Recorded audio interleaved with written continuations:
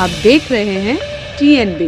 केजरीवाल सरकार ने एमसीडी का फंड रोका हुआ है। 13,000 करोड़ से ज़्यादा पैसा जो कर्मचारियों की तनख्वाहें हैं, उनके जो फंड्स हैं अभी तक रुके हुए हैं। उनके अपने भी तो निगम पार्षद हैं जो हाउस में बैठते हैं, इसका मतलब वो भी भ्रष्ट हैं। तो पहले वो अपना घर साफ करें, फिर किसी को ऊपर इल्ज़ाम लगाएं। तो हर एक पार्टी की अपनी अपनी आइडियोलॉजीज होती हैं। जिसको टिकट नहीं मिलती वो थोड़ा इधर उधर हाथ मारता ही है, उसमें कोई प्रॉब्लम वाली बात तो है नहीं।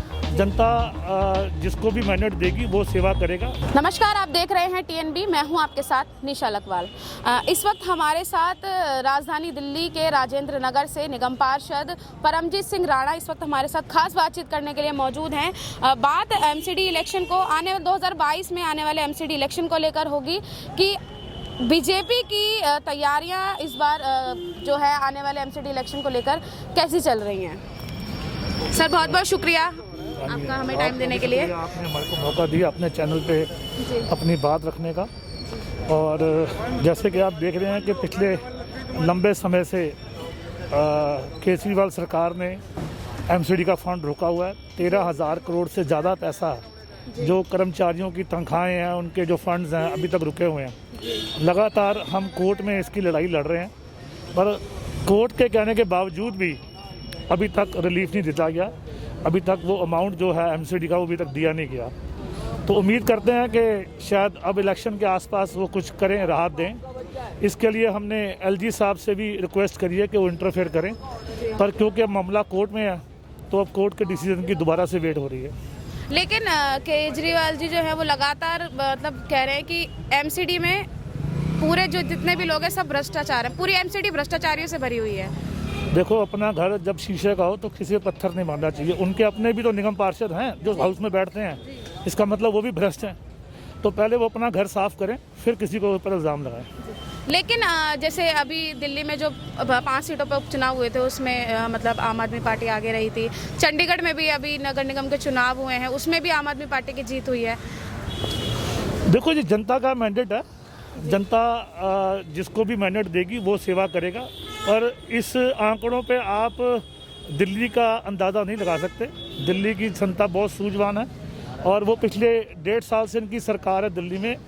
आप देख लो, सिवाय होर्डिंग के अलावा और कुछ दिखता तो बताएं मेरे को। सर, एक चीज़ और मैं पूछना चाहूँगी, आपके एरिया में आपके द्वारा जो काम किए गए हैं उसका बारे में थोड़ा मैं जानना चाहूँगी। हम हर साल अपना जो भी ये काम करते हैं और जितना भी फंड हम मेयर साहब से लेके आते हैं और कमिश्नर साहब से लेके आते हैं, वो सारे फंड की हम जानकारी अपनी प्रेस में देते हैं ताकि जनता को पता लगे अगर 25 लाख फंड मिला वो कहाँ कहाँ लगा है, कहाँ कहाँ लाइटें लगी हैं, उसकी सारी जानकारी हम रेगुलर अपनी जो है 1 साल की जो बैलेंस शीट है अपनी जनता में भेजते हैं। जी। लेकिन सर, जैसे कि अभी एमसीडी इलेक्शन आने वाले हैं, 5 राज्यों में विधानसभा चुनाव भी हैं, तो आम आदमी पार्टी एक्टिव नज़र आ रही है। लगातार अभियान चलाए जा रहे हैं। आपका विधायक आपके द्वार, रेड लाइट ऑन ऑफ का मतलब अभियान चलाया जा रहा है, तो कहीं ना कहीं वो एक्टिव दिख रही है और बीजेपी अभी फिलहाल कहीं नज़र नहीं आ रही। मैं आपसे रिक्वेस्ट करूँगा कि आप राजेंद्र नगर में हैं, यहाँ से किसी एक बंदे को, किसी को भी रेंडमली पूछ लीजिए कि आपके विधायक पिछले 6 महीने में आपको कहीं दिखे थे। बहुत लंबी बात नहीं करता मैं। उसके बाद 2 बारी मैंने अखबार में खबर लगवाई, हमारे यहाँ पर 4 रोडें पास हुई पड़ी हैं जिसका उद्घाटन करना सिर्फ MLA साहब ने आगे। पैसा भी आया हुआ है और जो पुराने हमारे MLA साहब थे वो भी आम पार्टी के थे, विजेंद्र गर्ग जी ने पैसा दिया हुआ है, पैसा आया हुआ है। हमारे कर्मचारियों को उन्होंने ऑर्डर दे दिया कि जब तक मैं आके इसकी ओपनिंग नहीं करूंगा आप इसको काम शुरू नहीं कर सकते। इस बात की खबर अखबार में भी लग चुकी है, पर अभी तक उनके पास समय नहीं है कि वो आके उन रोडों का उद्घाटन करते जिस रोडों से जनता परेशान हो रही है। तकरीबन 2 करोड़ के आसपास CM फंड से पैसा आया हुआ है। सिर्फ MLA साहब के पास टाइम नहीं है कि वो आके उसका उद्घाटन कर दें।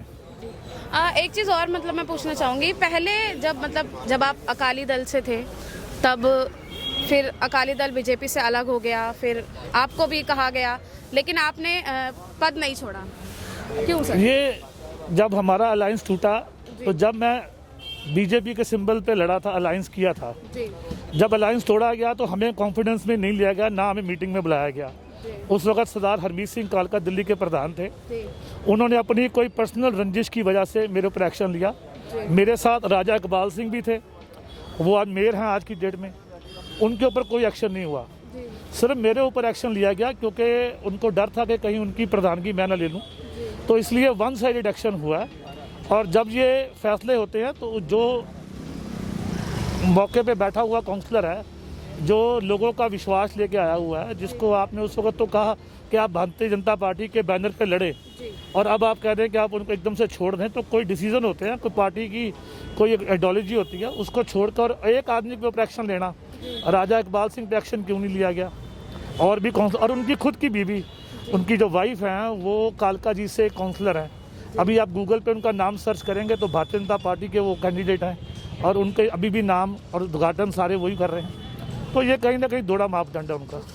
लेकिन हम लगातार ये चीज़ देख रहे हैं कि अकाली दल के जो नेता है लगातार बीजेपी में शामिल हो रहे हैं। अभी कल भी 4 लोग जो है वो बीजेपी में शामिल हुए थे, पंजाब से अकाली दल के नेता थे वो। तो मैं मतलब ये कह सकती हूँ कि अकाली दल कहीं ना कहीं कमज़ोर पड़ रहा है। नहीं, ऐसी नहीं होता। हर एक पार्टी की अपनी अपनी आइडियोलॉजीज होती हैं। जिसको टिकट नहीं मिलती वो थोड़ा इधर उधर हाथ मारता ही है, उसमें कोई प्रॉब्लम वाली बात तो है नहीं।